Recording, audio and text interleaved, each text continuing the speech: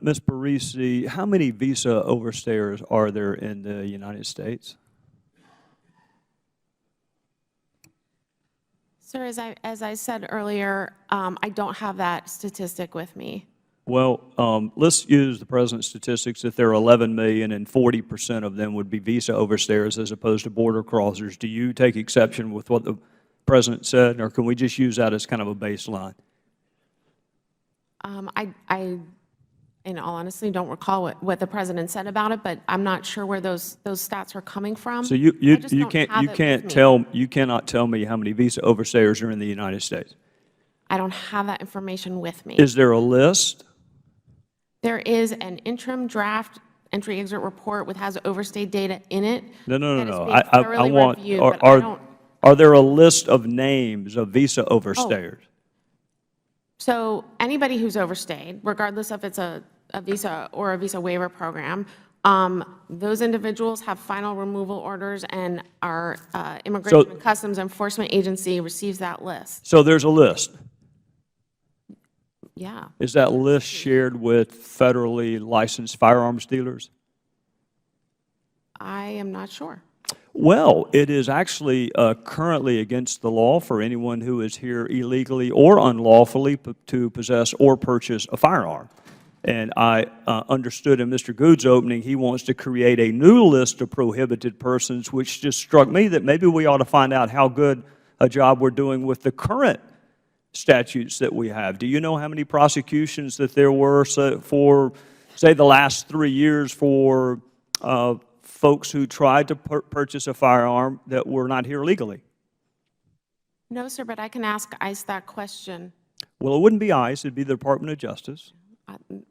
Then I wouldn't have that information because I'm with DHS. Well, and the good news for us is we do have that information, and it's an incredibly small number of prosecutions, like less than 100. So you can understand some of our skepticism when we hear folks calling for a new category of prohibited persons that cannot purchase or possess firearms when we've done such a dreadful job with the current categories. It is currently unlawful, illegal for people who are not legally in the country to purchase or possess firearms.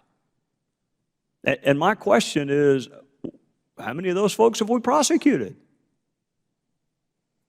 And the number's really small. Let me ask you another question about the terrorism list. What process is afforded a U.S. citizen, not someone who's overstayed a visa, not someone who crossed the border without permission, but an American citizen, what process is currently afforded an American citizen before they go on that list?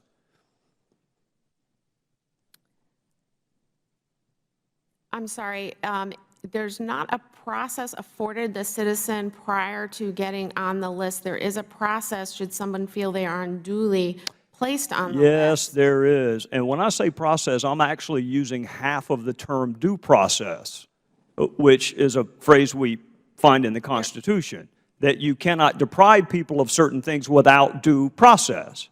So I understand Mr. Good's idea, which is wait until your right has been taken from you and then you can petition the government to get it back. I understand that that's his idea. My question is, can you name another constitutional right that we have that is chilled until you find out it's chilled and then you have to petition the government to get it back?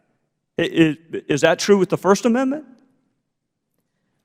Sir, there are strict criteria before. That's not my question, ma'am. That is not my question. My question is, what process is afforded a United States citizen before that person's constitutional right is infringed? Then he's fine with doing it with the Second Amendment. My question is, how about the First? How about we not let them set up a website or a Google account? How about we not let them join the church until they can petition government to get off the list? How about not get a lawyer? How about the Sixth Amendment? How about you can't get a lawyer until you petition the government to get off the list? Or my favorite, how about the Eighth Amendment? We're going to subject you to cruel and unusual punishment until you petition the government to get off the list. Is there another constitutional right that we treat the same way for American citizens that we do the Second Amendment? Can you think of one?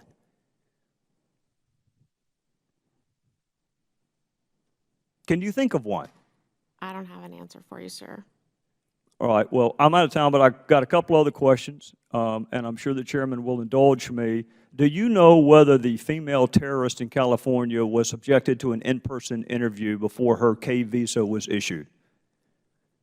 As part of the visa process, yes, that individual was interviewed. Do you know who interviewed the person?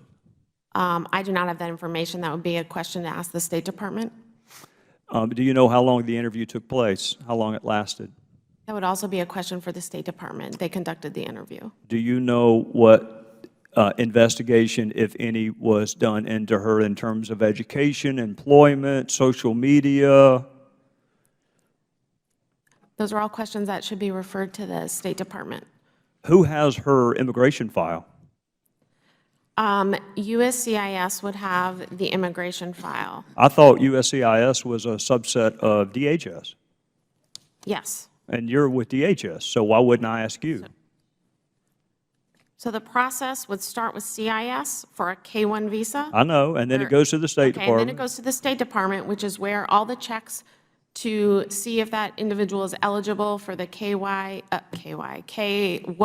visa.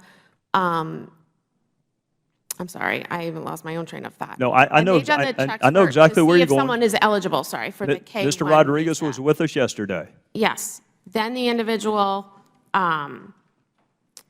would travel to the United States. Of course, there's vetting done on the individual as they travel, as any individual is. And then within 90 days, they can apply for legal permanent residency. And then that is also when USCIS would get involved and do biographic and biometric checks. I understand the process, and I'm out of time. I'm just going to make this point before I yield back to the chairman. There's an application process for it. We're not even talking about the visa waiver program. We're talking about the process where there actually is a visa issued. There's an investigation, there's an interview, there's another interview, and yet we still got it wrong. And I would think the chairman, one of whom is sitting beside me, and Chairman DeSantis and Ranking Member Lynch, I would think that they would be very interested in her immigration file to find out what questions perhaps weren't asked that should have been, so we can learn lessons after the 14 are dead, and hopefully we can learn before there are 14 more dead. So I would encourage you to ask your boss to make that file available to both the ranking member of the full committee, the chairman of the full committee, the ranking member of the subcommittee, and the chairman of the subcommittee. And with that, I would